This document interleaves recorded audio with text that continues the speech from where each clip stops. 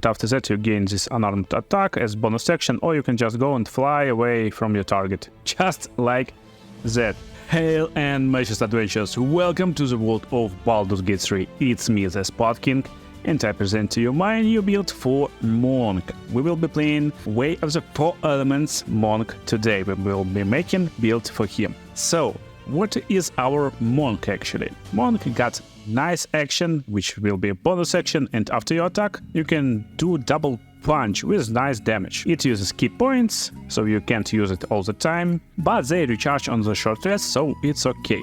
It's like double damage, your additional damage in the early game and in the late game if you scale with it. So, additional features for the Monk. An armored defense, so you can wear no armor. While not wearing armor, you will add your wisdom modifier to your armor class, so it's nice. Attacks with Monk weapons and unarmed attacks scales with your dexterity instead of your strength, and Monk weapons is basically weapons are those with which the Monk has proficiency, and which don't have two-handed weapon or heavy properties. And every time you make an attack with our weapon or while unarmed, you can make another unarmed attack as bonus action. That's basically our Monk. So for our race today we pick in half elf for nice racial movement speed, a little bit dark vision and Fey ancestry, so we can't be charmed or put into sleep. We actually get an advantage against being charmed, and we can't ever be in the sleep state, and we don't want to be asleep as a monk actually. And we pick in wood half elf to get fleet of foot, and this will increase our movement speed even more, and as monk we will actually run around very much. So for our background we pick in urchin for sleight of hand and stealth proficiencies. Sometimes you just need to be like a rogue like monk. For our skill proficiency I take athletics and acrobatics, and for our built-in ability points. So we pick in a little bit in strength, a little bit in intelligence. Then we maxing out our dexterity. It's our main characteristic that will scale without damage, as you already know. So we need to add +2 bonus to it.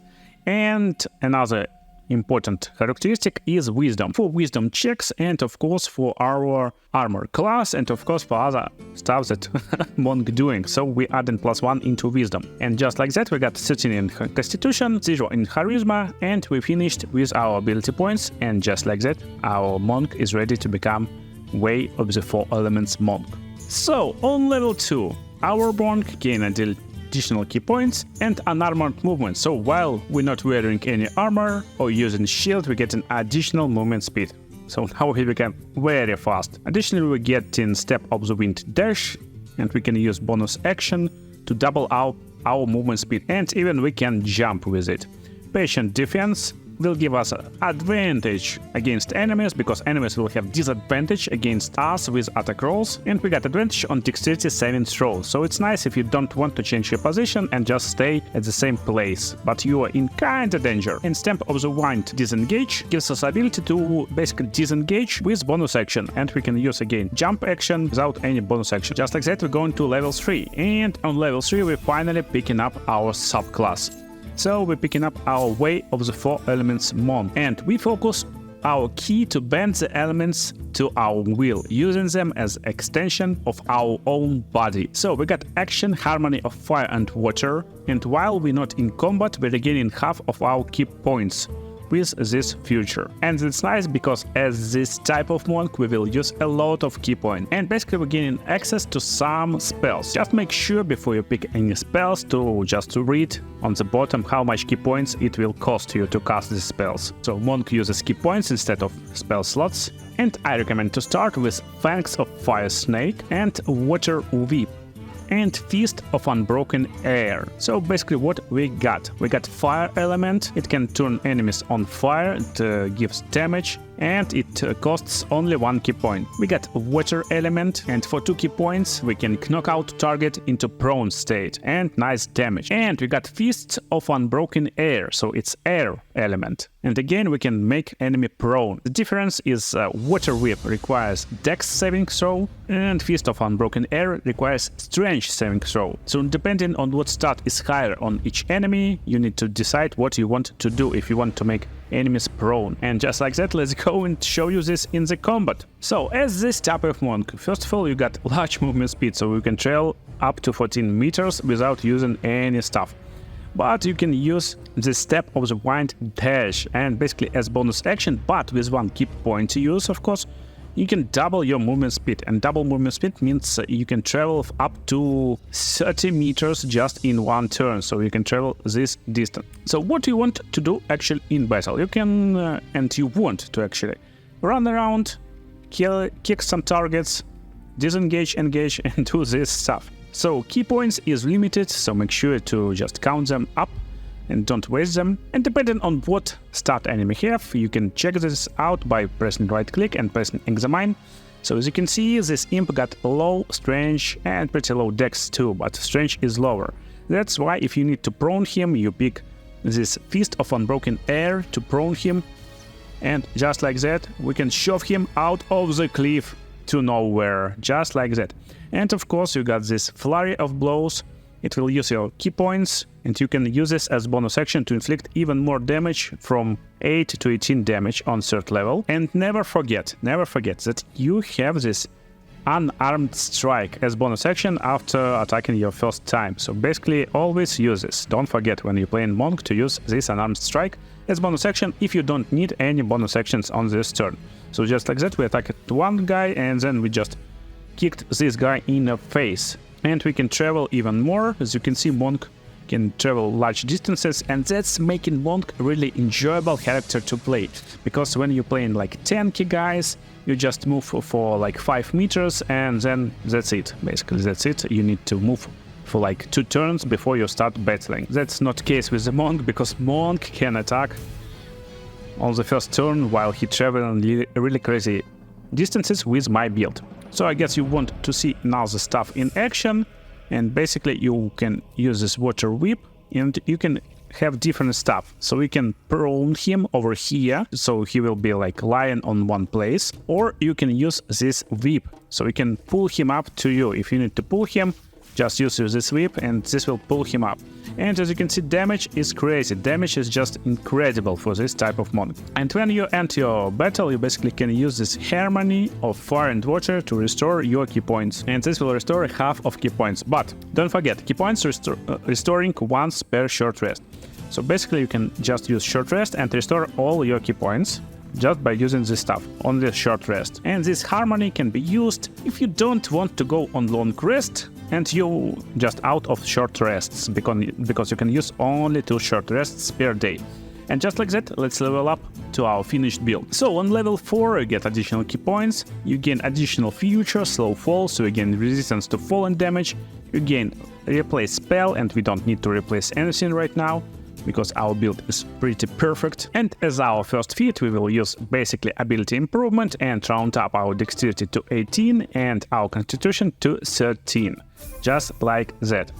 So we're going to our level 5. Level 5 Monk getting additional attack, so now you can do 2 attacks before you use your bonus action attack. And you got Stunning Strike melee and Stunning Strike unarmed. So depending on do you got a weapon or not, you can use this stuff to make your enemy stunned. And stunned condition means target can't move or take actions, bonus action or reaction. So basically he skips his turn. So again, we can replace our spell, we don't need this right now. And we get into level 6, our Monk. One more improved unarmored movement speed, so we are just crazy fast right now. We can travel whole battlefield. We got key empowered strike. This means our unarmed attacks count as magical for the purposes of overcoming enemy resistances, and immunity to non-magical damage. This means basically that now your bonus punches won't be counted as like normal attacks and will go through this immunity to some resistances, and that's crazy and cool improvement in your damage. So right now you can pick one more spell, and just in case you need to shove multiple persons instead of one, you can use this Fist of 4 Chanters. So let's go to our next level 7 Monk. On level 7 you gain an evasion. It will help you succeed on dexterity saving throws, against spells most importantly, and other stuff. And if we are charmed or frightened, we automatically cast Stillness of Mind. So right now we can't be pushed into sleep from fairy ancestry, from this race, and now we can't even be charmed. We don't need replacement spells, so let's go to our level 8. And on level 8 we get, of course, additional key points, but most importantly one more feat. And right now at level 8 you want to max out your dexterity, just like that.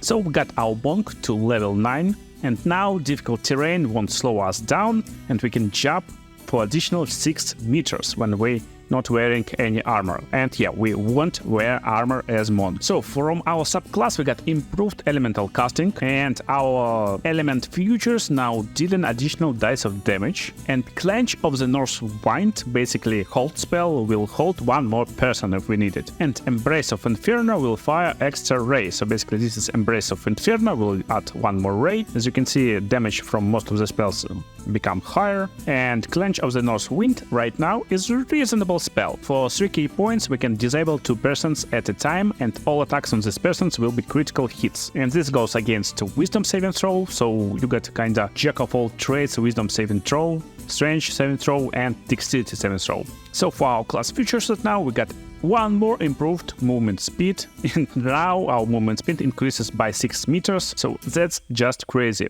We're getting purity of body, so we're immune to poison damage and can't be poisoned, and we can change some spells, but all spells is nice and pretty usable. And we continue our journey to level 11, of course. We're getting one more class feature, additional key points, and we can pick one more spell, and we got additional cool spells. And while you can pick this Flames of Phoenix, and it's like basically fireball spell, I recommend to pick Fly right now, right of the wind. And that's just crazy. I will show you in a minute how our finished build looks like. And we're going to our level 12, and we gain one more feat. And last feat can be one of the two. So as you can see on last level, we don't have a lot of HP, and while being melee fighter, we actually too squishy. So to become less squishy on last levels, we want to add 2 points to our constitution from ability improvement, and we will have 100 hit points. Or we got another option to pick like tough trade, and we got 111 hit points. So constitution is better for constitution saving throws, but I like tough to get just a little bit more hit points.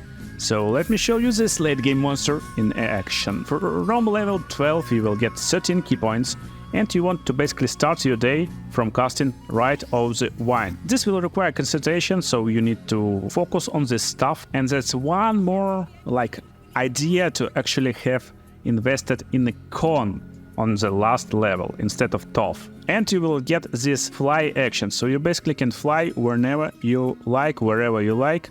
You became this magical monk from like Jackie Chan movies, you know, when they flying all over the place, and that's crazy and very enjoyable stuff. So this gives you incredible amounts of movement speed in combat. So let me wake up these sleepy guys and show you this. So our combat starts, and now we can basically fly. We can press on the fly, and we can fly over here, whenever we like, and our movement speed is 16 meters right now without any dashes. So while it's really crazy and cool, we still can use this fly action and just to fly nearby these dudes. And we got movement speed of 18 meters, so we can fly one more time. So it's like crazy stuff. But we don't need to fly it right now. We can just use normal attack, for example, on this dude with our quarterstaff, and we can fly to this bro, this real monk, and use our flurry of blows to just kill him with our hands. And we can go and fly one more time, for example, just for fun. And that's like crazy. That's crazy. I don't know, it's like super funny stuff. And don't forget, it's a concentration spell, and most importantly, you can leave your short rest for later stages of the day and use Harmony of Fire and Water to restore your key points, basically, just like that. So let's go into one more battle. And basically we start this fight with just attacking first target that we see. Then we come into second target and using our unarmed strike bonus action, just like that. And then we can use our Fangs of Fire Snake as our second attack and go with the range attack on this imp, for example, just like that. It's our next attack. And now we still can use this action fly to just fly around a little bit for our last movement speed. But we don't have this like nice movement speed, so we can fly it only over here. But that's still very fun, and we are like flying monk. Just insane stuff. And yeah, don't forget, from after you use Fangs, your next melee attack will do additional 1d4 damage. So you can fly to your enemy you use your fangs just like that. And then you can use additional attack from Flurry of Blows, and this will do additional fire damage, additional 1d4. And you can use it one more time, and don't forget you have this stunning attack, so maybe you can stun your target. And we still got a lot of movement speed, so we can go and fly away just after we was in a fight. That's crazy. And by the way, this dude got pretty low wisdom, and we got this Clench of the North Wind for wisdom saving check, but this can be casted only on humanoids, so make sure to check out, because this is not humanoids. That's the problem. So not every person is humanoid, so it's really situational stuff. But what is not situational is that you want to go and shove these dudes when you need to. Always use your Flurry of Blows, and after that you gain this unarmed attack as bonus action, or you can just go and fly away from your target. Just like that. I hope you enjoy this way of 4 elements monk build. It's really funny, enjoyable to play, and it will help you make your walkthrough Baldur's Gate 3 more enjoyable. Which other cool Baldur's Gate 3 videos on the screen right now? Make sure to check pinned comment for other builds when they're ready, and see you in the next videos, guys.